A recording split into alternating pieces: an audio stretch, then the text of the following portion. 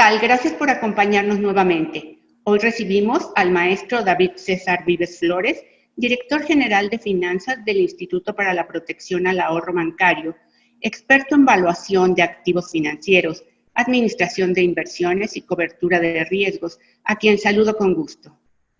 Hola, ¿qué tal, Mónica? Mucho gusto, igualmente. Encantado de estar aquí con ustedes. Para empezar esta charla, díganos, ¿qué afectación han sufrido los mercados como resultado de la pandemia y la disminución del crecimiento económico que ya se registraba aún antes de la crisis sanitaria?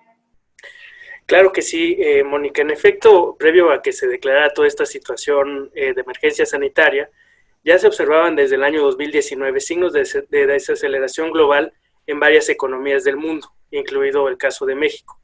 Recordemos que previo a dicho año ya se habían observado más de 10 años de crecimiento sostenido durante el mundo después de la crisis global financiera del año 2008.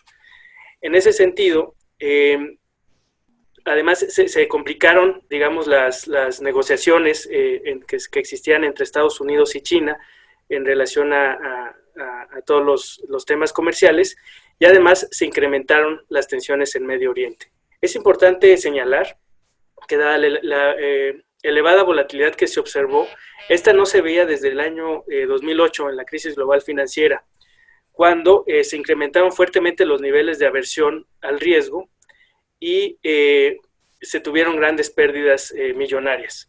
La salida de capitales emergentes durante los primeros meses de este año, una vez que se detonó la pandemia en el mes de marzo, originó salidas de capitales de más de 100,000 millones de dólares, mucho mayor a la observada en la crisis de 2008, la cual fue de alrededor de 30,000 millones de dólares.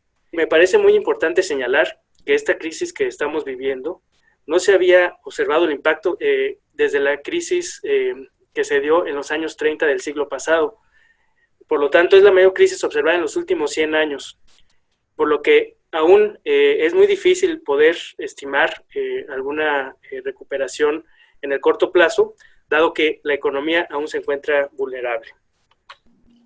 ¿Cómo ve a nuestro país en relación con otras economías frente al desarrollo de la pandemia?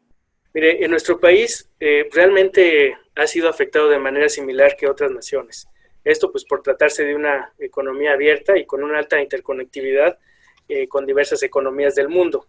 Es importante mencionar que para el caso de México se ha mejorado el pronóstico de crecimiento para el año 2021, el cual se esperaba en un 3.3% y se mejoró a un 3.5%.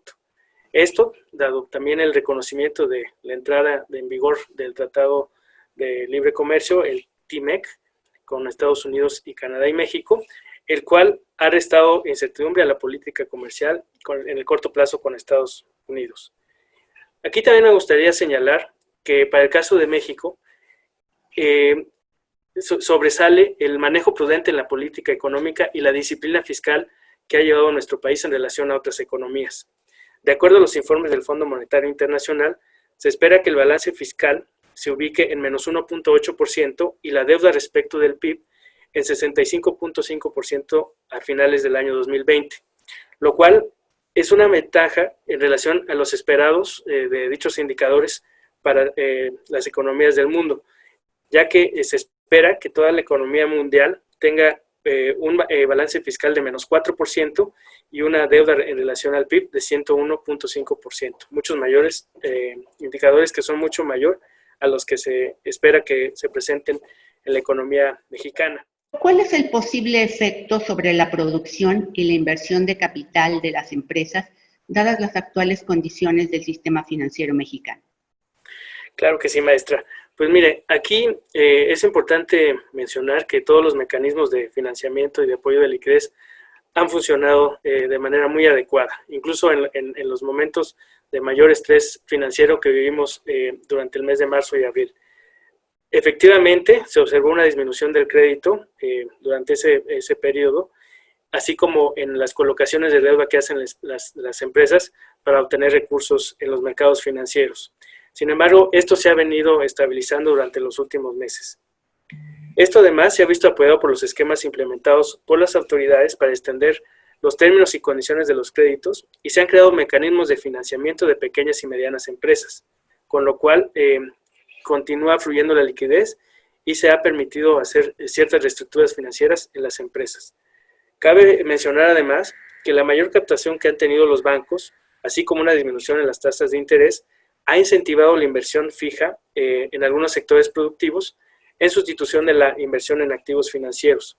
Y varios sectores con actividades esenciales de la economía han comenzado a recuperar sus niveles de producción como parte del resurgimiento de la demanda, tanto en el mercado interno como en el externo, resultando en una reconfiguración de varios sectores.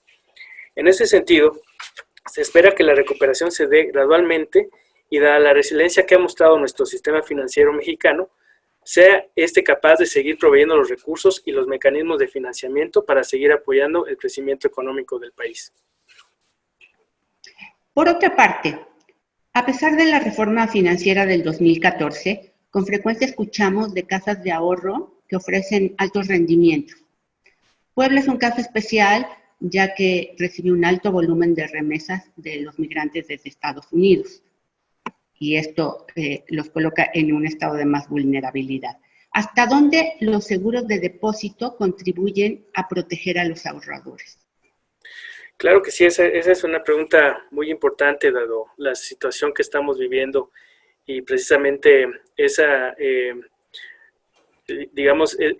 seguir manteniendo la confianza entre todos los ahorradores que sin duda ponen sus ahorros en instituciones precisamente para poder contar con ellos en el momento en que ellos lo requieran. En ese sentido, es muy importante tener en cuenta que al depositar los ahorros en alguna cuenta de depósito, el ahorrador se debe cerciorar de que dichas cuentas se encuentren garantizadas, es decir, como aquellas que son cuentas de ahorro bancarias y que todas ellas cuentan con ese seguro de depósito. Y además es necesario conocer el nivel de cobertura que tiene cada una de ellas, así como las instituciones que cuentan con dichos mecanismos de seguro, para que en caso de que sea alguna situación, se pueda contar con esa protección en dado caso que alguna empresa o alguna institución entre con problemas de solvencia. Para el caso de México en particular, cabe señalar que la cobertura de seguro de depósitos bancarios es de hasta 400,000 UDIs, lo cual es un equivalente de alrededor de 2.6 millones de pesos. Aquí me gustaría también recordar que los seguros de depósitos fueron creados como respuesta a las lecciones aprendidas de los problemas financieros en crisis pasadas, los cuales en su mayor parte fueron producto de quiebras de instituciones, y con el objeto de dar seguridad y certidumbre a los ahorradores, han sido adoptados a lo largo de todo el mundo, iniciando en Estados Unidos durante la crisis de la Gran Depresión en los años 30, posteriormente en Europa a mediados de los 70, después en Latinoamérica y Asia, y para el caso de México a inicios de los años del año 2000 y más recientemente en Australia. Por otro lado, es importante señalar que en los últimos años se ha visto un crecimiento o un boom muy importante en opciones de inversión o ahorro a través de empresas que no pertenecen al sistema financiero o algunos instrumentos financieros cuyos valores no están garantizados o no tienen alguna garantía colateral con una buena calidad crediticia, los cuales en efecto ofrecen altos rendimientos. Sin embargo, su posibilidad de recuperación es muy baja, por lo que su riesgo es muy elevado.